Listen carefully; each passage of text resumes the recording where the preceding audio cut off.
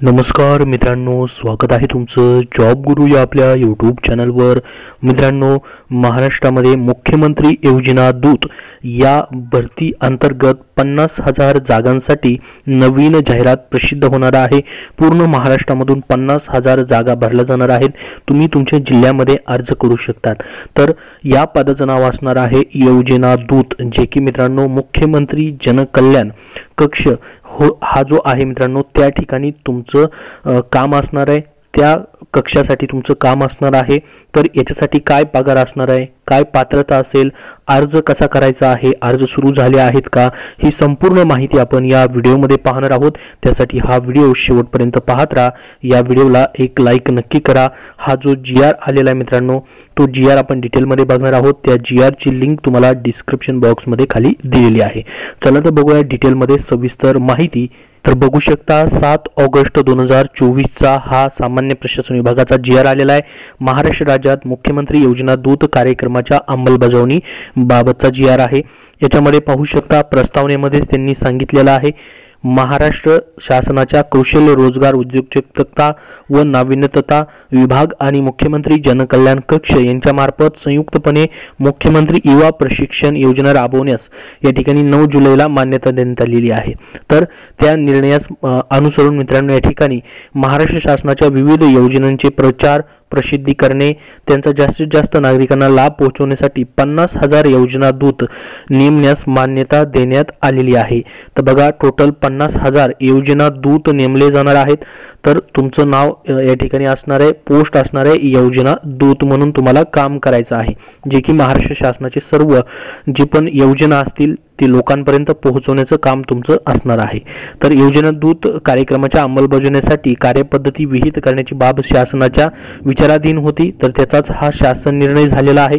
या शासन निर्णयामध्ये सांगण्यात आलेलं आहे की महाराष्ट्र शासनाच्या विविध योजनांचा प्रचार प्रसिद्धी करणे, त्यांचा जास्तीत जास्त नागरिकांना लाभ मिळवण्याच्या दृष्टीने सहाय्य करण्यासाठी 50,000 योजना दूत निवडीसाठी या ठिकाणी 2024-25 या आर्थिक वर्षापासून मुख्यमंत्री योजना दूत कार्यक्रम सुरू करण्यास या शासन निर्णयाद्वारे मान्यता देण्यात आलेली आहे। तर मग या योजना दूत भरतीचा नेमका उद्देश काय असणार आहे? महाराष्ट्र शासनाच्या विविध योजनांचा प्रचार प्रसिद्धी करून त्याचा लाभ नागरिकांना पोहोचवण्यासाठी मुख्यमंत्री योजना दूत थेट ग्राम स्तरापर्यंत नेमले जाणार आहेत। तर बघा, ग्राम स्तरापर्यंत देखील गाव पातळीवरती देखील हे योजना दूत असणार आहेत। तर कार्यक्रमाची ठळक रूपरेषा या ठिकाणी देण्यात आलेली आहे। बघा, महाराष्ट्र शासनाच्या माहिती व जनसंपर्क महासंचालनालय आणि मुख्यमंत्री जनकल्याण कक्ष यांच्यामार्फत संयुक्तपणे मुख्यमंत्री योजना दूत कार्यक्रम राबवला जाणार आहे। राज्यात प्रशासकीय यंत्रणेला मदत करण्याकरिता मुख्यमंत्री योजना दूत नेमले जातील। तर बघा, ग्रामीण भागात प्रत्येक ग्रामपंचायतीसाठी 1 व शहरी भागात 5,000 लोकसंख्येसाठी 1 योजना दूत याप्रमाणे एकूण 50,000 योजना दूतांची निवड केली जाणार आहे। तर प्रत्येक ग्रामपंचायतीसाठी 1 जण या ठिकाणी असणार आहे आणि शहरी भागामध्ये 5,000 लोकसंख्येमागे 1 योजना दूत असणार आहे। तर अशा पद्धतीने 50,000 योजना दूतांची निवड केली जाईल। आता जर तुमची योजना दूत म्हणून निवड झाली तर तुम्हाला पगार किती असणार आहे? बघा, 3 नंबरच्या पॉइंटला दिलेला आहे, मुख्यमंत्री योजना दूतास प्रत्येकी 10,000 प्रति महिना एवढे ठोक मानधन देण्यात येणार आहे। तर हा परमनंट जॉब असणार नाही, याच्यामध्ये प्रवास खर्च सर्व भत्ते समावेश असणार आहेत। तर निवड झालेल्या मुख्यमंत्री योजना दूत सोबत 6 महिन्याचा करार देखील केला जाणार आहे। हा करार कोणत्याही परिस्थितीत वाढवण्यात येणार नाही असं देखील सांगण्यात आलेलं आहे। तर बघा, याचा पगार तुम्हाला कळलेला असेल किती असणार आहे। त्यानंतर बघा, मुख्यमंत्री योजना दूताच्या निवडीसाठी पात्रता काय काय लागणार आहे, काय निकष असणार आहेत। उमेदवाराचं वय 18 ते 35 वयोगटातील असणं गरजेचं आहे। शैक्षणिक अर्हता कोणत्याही शाखेचा किमान पदवीधर असणं गरजेचं आहे मित्रांनो। त्यांना संगणकाचं ज्ञान आवश्यक आहे। उमेदवाराकडे अद्ययावत मोबाईल असणं देखील आवश्यक आहे। उमेदवार हा महाराष्ट्रातील आदिवासी असणं गरजेचं आहे। उमेदवारांचे आधार कार्ड असावे, त्यांच्या नावाने बँक खाते आधारला संलग्न देखील असणं गरजेचं आहे। त्यानंतर बघा, योजना दूत निवडीसाठी उमेदवारांनी सादर करावयाची कागदपत्रे काय काय लागणार आहेत। विहित नमुन्यातील मुख्यमंत्री योजना दूत कार्यक्रमासाठी केलेला ऑनलाईन अर्ज। तर बघा, ऑनलाईन फॉर्म तुम्हाला भरता येणार आहे। अजूनपर्यंत फॉर्म सुरू झालेले नाहीत। फॉर्म सुरू झाले की तुम्हाला आपल्या चॅनलवरती तो व्हिडिओ येईल, तो व्हिडिओ पाहून तुम्ही फॉर्म भरू शकतात। त्यानंतर आधार कार्ड लागेल, पदवी उत्तीर्ण असल्याबाबतचा पुरावा दाखला, कागदपत्र प्रमाणपत्र लागेल, आदिवास दाखला लागणार आहे। म्हणजे रहिवासी दाखला, बँक खातं लागणार आहे, तुमचं पासपोर्ट साईज फोटो लागणार आहे, हमीपत्र लागणार आहे, तुमचं हमीपत्र देखील भरून घेतलं जाणार आहे. त्यानंतर मुख्यमंत्री योजना दूत नेमणूक प्रक्रिया, तुमची निवड कशी होणार आहे बघा. आता यासाठी नोंदणीचा प्राप्त अर्जाची छाननीची प्रक्रिया माहिती व जनसंपर्क महासंचालनालयाद्वारे नियुक्त केलेल्या बाह्य संस्थांमार्फत ऑनलाईनरित्या पूर्ण करण्यात येईल. अर्ज भरायच्या अगोदर त्याची छाननी केली जाणार आहे, पात्रतेचे निकषानुसार छाननी केली जाणार आहे. त्याच्यानंतर ऑनलाईनरित्या प्राप्त झालेल्या अर्जाची छाननी केल्यानंतर पात्र उमेदवारांची यादी राज्यातील प्रत्येक जिल्हा माहिती अधिकारी यांच्याकडे पाठवण्यात येईल. जिल्हा माहिती अधिकारी हे जिल्हा सहाय्यक आयुक्त, कौशल्य विकास, रोजगार व जिल्हाधिकारी यांना प्राधिकृत केलेला प्रतिनिधी यांच्या समन्वयाने प्राप्त अर्जाशी संबंधित उमेदवारांच्या कागदपत्रांची तपासणी करतील. यामध्ये उमेदवारांची शैक्षणिक व वयोमर्यादेविषयक मूळ कागदपत्रे तपासण्यात येतील. त्यानंतर प्रत्येक उमेदवाराबरोबर 6 महिन्याचा करार केला जाईल. कराराचा कालावधी कोणत्याही परिस्थितीत वाढवला जाणार नाही. जिल्हा माहिती अधिकारी वरील प्रमाणे शासकीय योजनांची माहिती संदर्भात उमेदवारांचे समुपदेशन आणि निर्देशन ओरिएंटेशन करतील.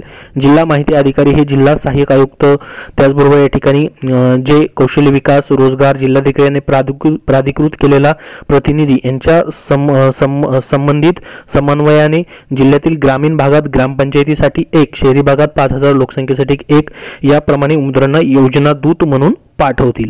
त्यानंतर बघा, मुख्यमंत्री योजना दूत या कार्यक्रमाअंतर्गत उमेदवारांना सोपवण्यात येणारे कामकाज हे शासकीय सेवा म्हणून समजण्यात येणार नाही. हे लक्षात द्या.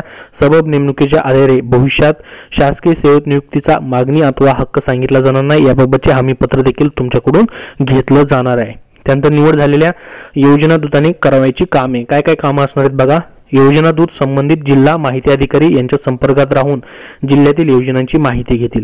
माहिती अधिकारी जे आहेत, जिल्हा माहिती अधिकारी मित्रांनो, त्यांच्या संपर्कात तुम्हाला राहून काम करायचे, त्या योजनांची माहिती घ्यायची आहे. प्रशिक्षित योजना दूतांनी त्यांना नेमून दिलेल्या ठिकाणी समकक्ष जाऊन त्यांना ठरवून दिलेले काम पार पाडणं त्यांच्यावरती बंधनकारक राहील.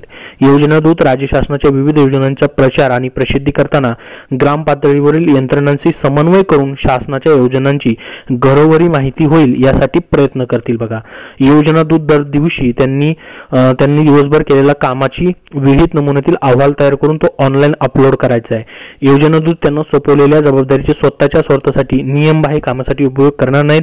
तसेच ते गुन्हेगारी स्वरूपाचे गैरवर्तन करणार नाहीत. योजना दूत तसे करत असल्याचे निदर्शनास आल्यास त्यांच्यासोबत करार करण्यात आलेला करार संपुष्टात आणून त्यांना त्यांच्या जबाबदारीतून मुक्त करण्यात येईल.